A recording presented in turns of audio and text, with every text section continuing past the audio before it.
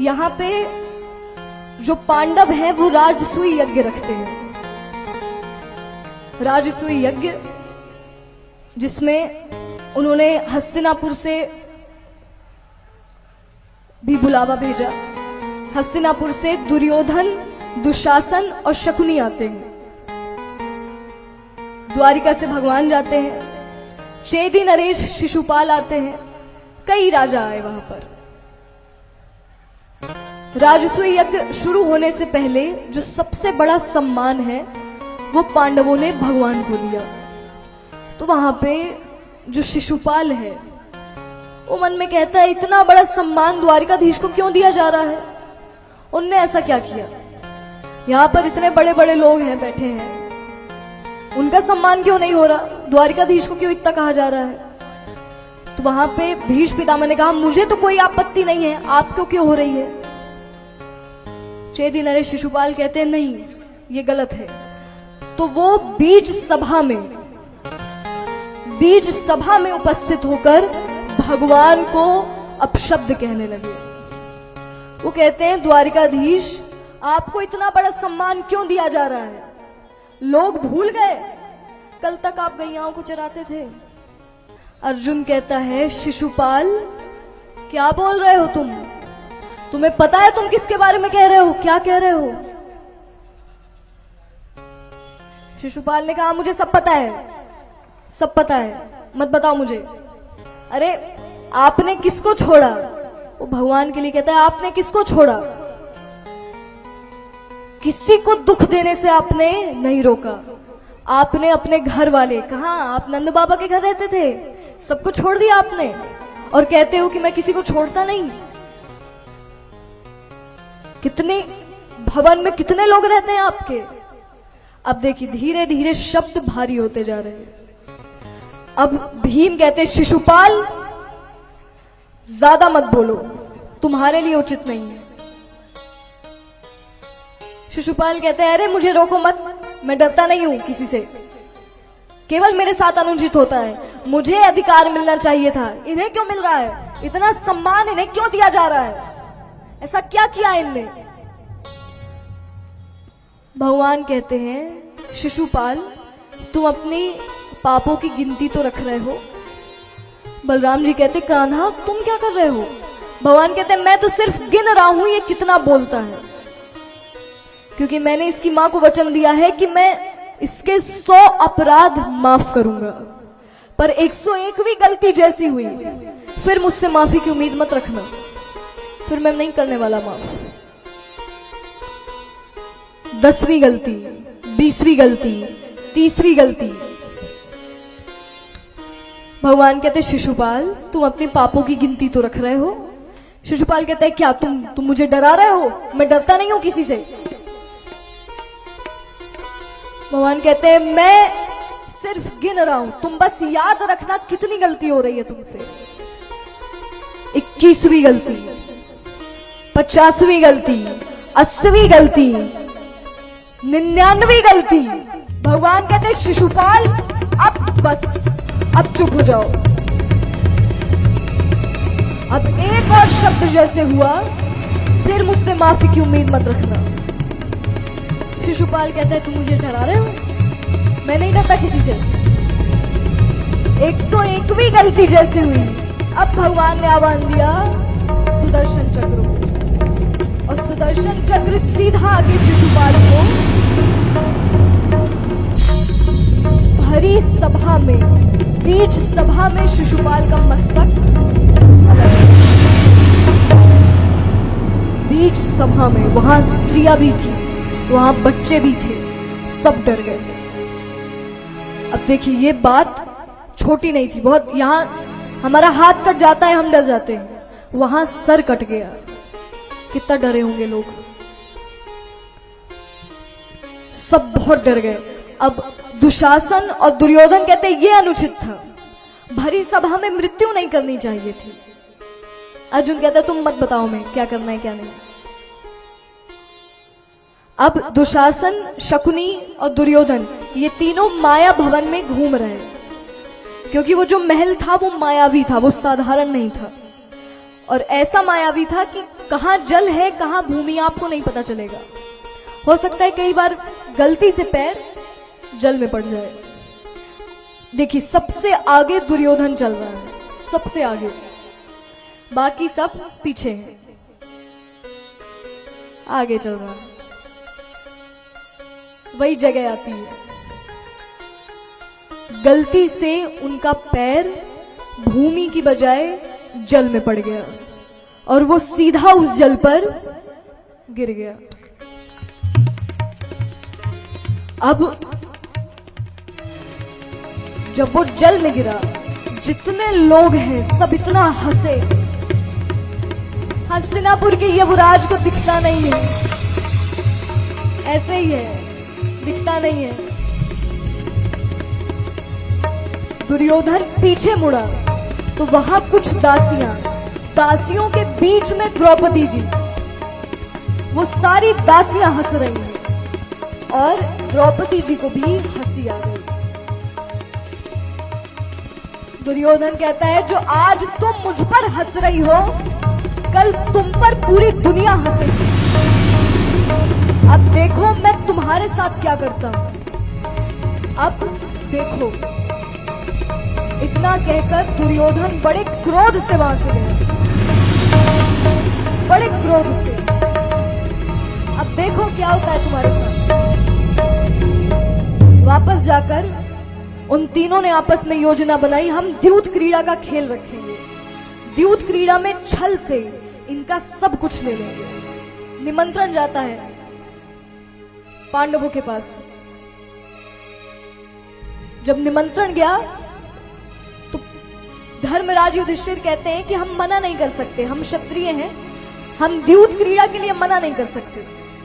द्रौपदी जी कहती है मत जाइए, सही नहीं है, ये खेल ही अनुचित है, ये खेल ही गलत है, नहीं जाना चाहिए। धर्मराज कहते हैं नहीं, हम क्षत्रिय हैं, हम द्यूत के लिए मना नहीं कर सकते। देखा जाए यहीं से अधर्म शुरू।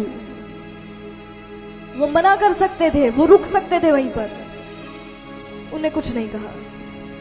तीनों जाते हैं, पांचों पांडव जाते हैं, वहां तीनों आयोजन कर रहे हैं। बड़े से भवन में बीच में द्यूत क्रीड़ा का खेल सजाया गया और जो पासे शकुनी मामा के पास थे वो उनके पिता की हड्डियों से बने थे, इसलिए वो पासे उनके वश में थे। वो जो चाहते थे वो अंक आ जाता था। धर्मराज और दुर्योधन आमने सामने बैठते हैं और अब खेल शुरू हुआ।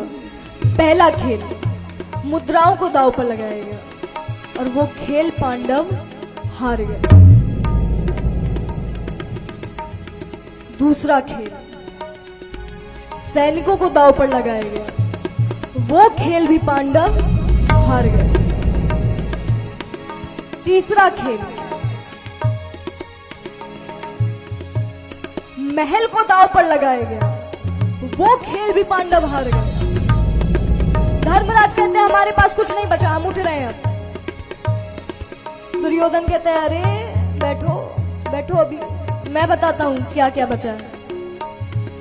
दुर्योधन कहता है मैं अपने भाई विकर्ण को दांव पर लगाता हूं। अब शर्त थी कि जो सामने वाला दांव पर लगाएगा हमें भी वही लगाना पड़ेगा।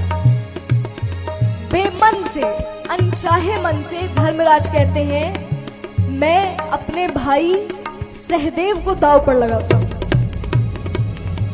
अब यहां से तो मूल अधर्म शुरू, इससे ज्यादा गलत कुछ हो नहीं सकता शायद। बेमन से धर्मराज अपने भाई सहदेव को दांव पर लगाते हैं और डर तो बहुत है मन में कि अगर हार गए तो क्या होगा। खेल शुरू होता है, वो खेल भी पांडव हार गए। अब राजकुमार सहदेव कौरवों के दास, ऐसे कर करके नकुल, भीम, अर्जुन, अंत में धर्मराज खुद को भी हार गए। धर्मराज कहते अब हमारे पास कुछ नहीं बचा, अब हम उठ रहे हैं, अब कुछ नहीं है। दुर्योधन कहते अरे अरे बैठो बैठो, अभी सबसे अनमोल हीरा तुम्हारे पास है। अब क्या है, पांचाली द्रौपदी, उसे लगाओ दांव पर। अब ये उनने कहा, जितने लोग हैं, जितने भी उस सभा में बैठे हैं, सब कहते हैं ये क्या कह रहे हो तुम, स्त्रियों का आना यहाँ निषेध है, तुम्हें नहीं पता। पहले नियम बता दिए गए कि बालक और स्त्रियां यहाँ नहीं आएंगे। दुर्योधन कहता है अरे मैंने जो कहा वो है नियम, लगाओ उसे दांव पर। भीष्म पितामह, गुरु द्रोण सब बड़े क्रोध में हैं, पर मुंह से कुछ नहीं निकल रहा, कोई कुछ नहीं कह रहा, चुपचाप सुन रहे हैं बस। क्रोध बहुत है मन में। देखा जाए यहाँ भीष्म पितामह रोक सकते थे कि बंद करो, उनने कुछ नहीं कहा, कुछ भी नहीं कहा। क्यों? सिंहासन के दास नहीं कह सकते। गुरु द्रोण रोक सकते थे, बंद करो, कोई नहीं खेलेगा, किसी ने कुछ नहीं कहा। अंत में द्रौपदी जी को दांव पर लगा दिया और वो खेल भी पांडव हार गए। अब दुर्योधन कहता है दुशासन जाओ दासी के बालों को खींचते हुए लाओ, उसे बालों से घसीटते हुए यहाँ लाओ। दुशासन क्रोध में जाता है और द्रौपदी जी के बालों को पकड़कर बड़ी क्रूरता से घसीटते हुए लाता है और सभा के बीच फेंक दिया गया। अब वो देख रही है, सब बैठे हैं, पांचों पांडव बैठे हैं, कोई कुछ कह क्यों नहीं रहा। द्रौपदी जी कहते हैं कोई तो मेरी मदद करो, कोई तो रक्षा करो। अपने पांचों पतियों से कहती है तुम लोग क्यों बैठे हो, मेरी रक्षा का वचन लिया है तुमने, मेरी रक्षा करो। पांडव कुछ नहीं कह रहे, किसी के मुंह से एक शब्द नहीं निकल रहा। द्रौपदी जी कहती है महामहिम भीष्म, आप तो पितामह हैं सबके, आप तो मेरी रक्षा करिए। कैसा व्यवहार हो रहा है मेरे साथ, ये लोग कैसे कर रहे हैं मेरे साथ। आप बोलेंगे किसी की हिम्मत नहीं वो करे दोबारा, मेरी मदद करिए। भीष्म पितामह एक शब्द नहीं कह रहे, बस आंसू गिर रहे हैं, एक शब्द नहीं कह रहे।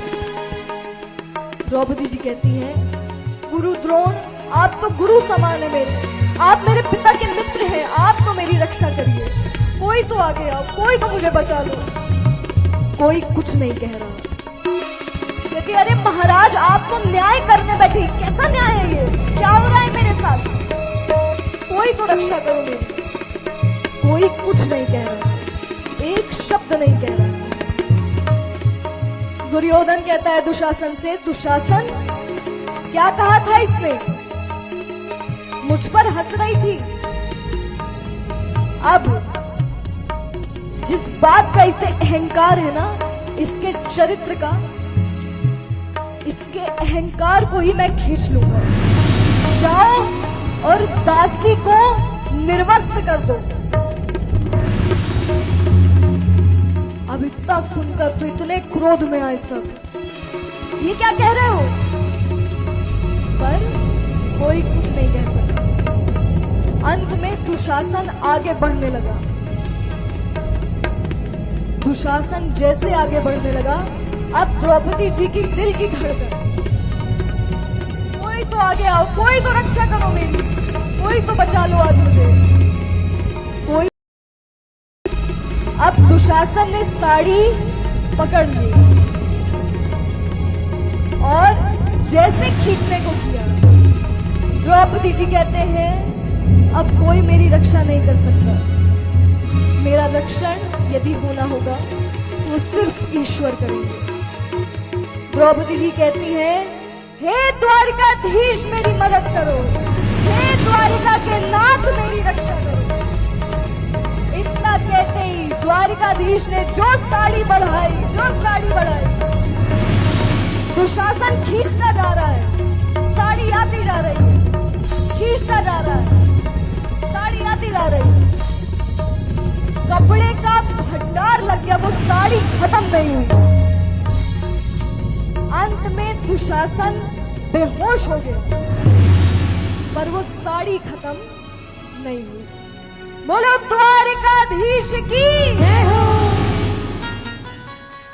पांचाली को जब दुशासन द्यूत भवन में आया, द्यूत भवन में आया, हरि सभा में मौन रहे सब, कोई न लाज बचाया, कोई न लाज बचाया।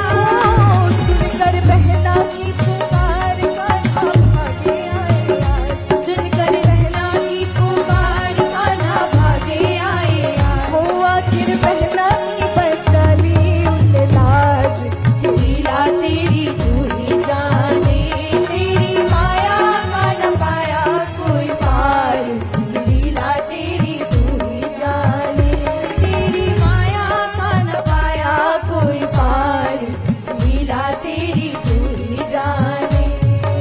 तू ही जाने हो श्यामा, तू ही जाने, तू ही जाने हो श्यामा, तू ही जाने। हो सारी दुनिया के सिरजनहार, लीला तेरी तू ही जाने। बोलो द्वारिकाधीश की कोई पार, लीला तेरी तू ही जाने, तेरी माया का न पाया कोई पार, लीला तेरी तू ही जाने, तेरी बोलो द्वारिकाधीश की कोई पार, लीला तेरी तू ही जाने, लीला तेरी तू ही जाने, लीला तेरी तू ही जाने। बोलिए द्वारिकाधीश की जय हो। तो यहाँ भगवान ने द्रौपदी जी की रक्षा की। अब देखिए, वो तो ठीक भगवान आ गए, अगर नहीं आते तो क्या होता, फिर क्या होता। चलो भगवान ने बचा लिया। वहां द्रौपदी जी कहती हैं, किसी का मुंह नहीं खुल सका ना यहाँ पर, मैं श्राप देती हूं। श्राप का नाम सुनकर माता गांधारी आ जाती है, महाराज दोनों डर जाते हैं, बोलते नहीं पुत्री, श्राप मत दो, श्राप मत दो। महाराज कहते पुत्री तुम जो मांगोगी मैं दूंगा, श्राप मत दो। द्रौपदी जी कहती हैं, कुछ दे सकते हो तो सिर्फ एक चीज दो, मेरे 5 पतियों को जो दास बने हैं, जो सेवक बने हैं, उन्हें मुक्ति दे दो, उन्हें मुक्त कर दो। महाराज कहते हाँ मैंने मुक्त किया, मुक्त किया। शकुनी मामा कहते अरे ऐसे कैसे, कोई मुक्त नहीं किया। 12 वर्षों का वनवास, जिसमें 1 वर्ष का अज्ञातवास, तभी हम बराबरी मानेंगे, वरना अन्याय तो हमारे साथ भी होगा, फिर हम जीते, हमारे जीतने का क्या फायदा। तो पांडवों ने स्वीकार किया 12 वर्षों का वनवास, 1 वर्ष का अज्ञातवास। 12 वर्षों सब चले गए वनवास के लिए, और जिसमें 1 वर्ष अज्ञातवास। मत्स्य राज्य में सब अलग अलग भेष बनाकर रहते हैं। जब सब हो गया, अंत में पांडव जब बाहर आए, दुर्योधन कहता है अब मुझे युद्ध करना है, मैं नहीं जानता, मुझे युद्ध करना है, मुझे युद्ध चाहिए। यहां से भीम ने कहा हाँ मैं भी युद्ध के लिए परेशान हूं, युद्ध हो।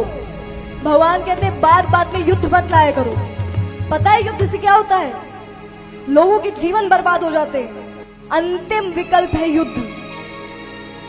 बात बात में युद्ध का नाम मत लाओ। पर यहां पे दुर्योधन कहते मुझे तो युद्ध करना है।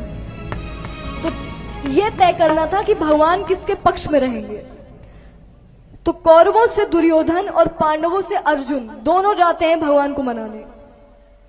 जब वो दोनों गए तो भगवान विश्राम कर रहे थे, तो दुर्योधन बगल वाली कुर्सी पर बैठे और अर्जुन भगवान के पैरों के चरणों के पास। और जब उनकी आंखें खुली तो अरे अर्जुन तुम नीचे क्यों बैठे हो, उठो। अर्जुन कहता है प्रभु याचक का स्थान तो चरणों पे ही होगा। भगवान कहते तुम याचक थोड़ी हो, तुम तो मेरे मित्र हो। दुर्योधन कहता है वासुदेव मैं भी हूं पीछे। भगवान कहते हैं हाँ तुम सर पे बैठे थे ना तो दिखाई नहीं दिए। दुर्योधन कहता है मैं सर पे नहीं बैठा था, सर के पास जो कुर्सी रखी थी मैं उस पे बैठा था। भगवान कहते ये सब हटाओ, काम बताओ क्या काम है। बोलते युद्ध होने वाला है, आप किसके पक्ष में रहेंगे। भगवान कहते मैंने पहले अर्जुन को देखा तो पहले पार्थ मांगेगा, बताओ अर्जुन क्या चाहिए तुम्हें। और क्योंकि दोनों आए हैं तो मैं किसी को खाली हाथ नहीं भेज सकता, इसलिए मैं एक तरफ और मेरी पूरी एक अक्षौहिणी नारायणी सेना एक तरफ। तुम्हें क्या चाहिए, मैं या नारायणी सेना। पहले अर्जुन मांगेगा। अर्जुन कहते हैं पहले दुर्योधन को मांगने दीजिए। भगवान कहते हैं नहीं, पहले अर्जुन मांगेगा तो मांगेगा, मैंने कह दिया तो कह दिया। अर्जुन कहते हैं प्रभु मैं नारायण के लिए आया हूं, नारायणी सेना के लिए नहीं। दुर्योधन मन में कहता है हाँ मैं तो सेना लेने ही आया था बस, और एक और शर्त कि भगवान तो रहेंगे पर वो शस्त्र नहीं उठाएंगे, क्योंकि सबको पता है कि अगर भगवान ने सुदर्शन उठा लिया तो वो जिस पक्ष में रहेंगे उसका जीतना तय है। उन्हें कहा सब ठीक है, मैं शस्त्र नहीं उठाऊंगा। इस बात से दुर्योधन और खुश, चलो ठीक है, अब अगर निशस्त्र हैं भगवान तब हमें इतना खतरा नहीं है। यहां आखिरी विकल्प, एक बार शांति के लिए भगवान कहते हैं मैं अंतिम बार अपनी तरफ से शांति का प्रयास करूंगा। भगवान आखिरी बार शांति दूत बनकर जाते हैं कौरवों की सभा पे। जाने से पहले दुर्योधन से शकुनी ने कहा कि जब वासुदेव आएंगे ना उन्हें रोक लेना अपने कक्ष में, अपने भवन में, उन्हें खुश कर देना और 56 भोग खिलाना उन्हें, वो तुमसे प्रसन्न होंगे तो जीत हमारी होगी। दुर्योधन कहता है ठीक है, मैं अब उन्हें अपने भवन में रोकूंगा।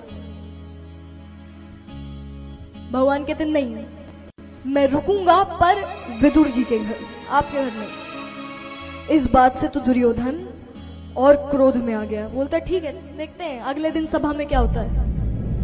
अगले दिन की सभा शुरू हुई, भगवान सभा में आते हैं, वहां सामने महाराज बैठे हैं और जितने मंत्रीगण हैं सब अपनी अपनी कुर्सियों पे।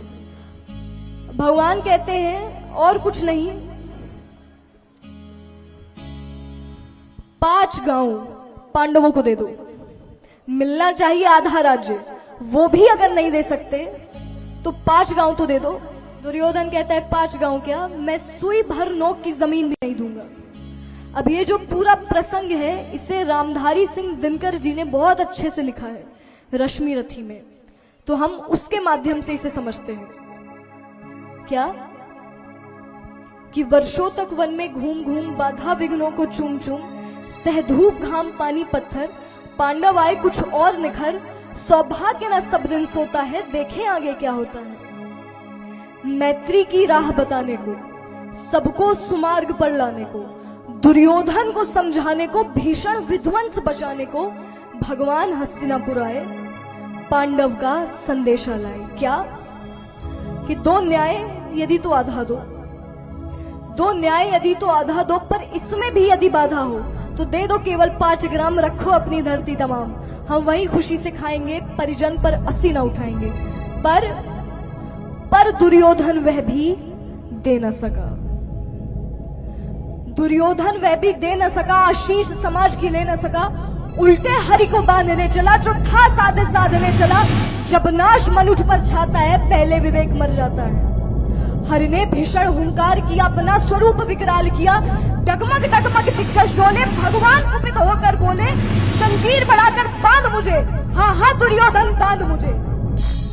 यह देख गगन मुझ में लय है, यह देख पवन मुझ में लय है, मुझ में विलीन संसार सकल, मुझ में लय है झंकार सकल, अमृत फूलता है मुझ में, संहार झूमता है मुझ में। उद्याचल मेरा दीप्त भाल, भूमंडल वक्षस्थल विशाल, मुझ पर अति बंद को घेरे हैं, मैं नाग मेरु पग मेरे हैं, और दिखते जो ग्रह नक्षत्र निखर, सब है रे मेरे मुख के अंदर। और त्रिघोट और दृश्यकांड देख, मुझ में सारा ब्रह्मांड देख, शतकोटि सूर्य शतकोटि चंद्र शतकोटि सत सन सिंधु मंद, शतकोटि विष्णु ब्रह्मा महेश, शतकोटि जिष्णु जलपति गणेश, शतकोटि रुद्र, शतकोटि काल, शतकोटि दंडधर लोकपाल, जंजीर बढ़ाकर बांध रे, हाँ हाँ दुर्योधन बांध रे। भूलोक गगन पाताल देख, गत और अनागत काल देख, यह देख जगत का आदि सृजन, यह देख महाभारत का रण, मृतकों से पटी हुई भू है, पहचान कहाँ उसमें तू है। और मुट्ठी में तीनों काल देख, पद के नीचे पाताल देख, अंबर में कुंतल जाल देख, मेरा स्वरूप विकराल देख, सब जन्म मुझी से पाते हैं फिर लौट मुझी में आते हैं। जीभा से जलती ज्वाल सगन, श्वासों से पाता जन्म पवन, पड़ जाती मेरी दृष्टि जिधर, हंसने लगती है सृष्टि उधर, मैं जब भी मूंदता हूँ लोचन, छा जाता चारों ओर मरण। बांधने मुझे तू आया है, जंजीर बड़ी क्या लाया है। यदि मुझे बांधना चाहे मन तो पहले बांध अनंत गगन, सुने को साध ना सकता है वो मुझे बांध कब सकता है। और दुर्योधन हित वचन नहीं तूने माना, हित वचन नहीं तूने माना, मैत्री का मूल्य ना पहचाना, तो ले मैं भी अब जाता हूँ, अंतिम संकल्प सुनाता हूँ। याचना नहीं अब रण होगा, जीवन जय या कि मरण होगा।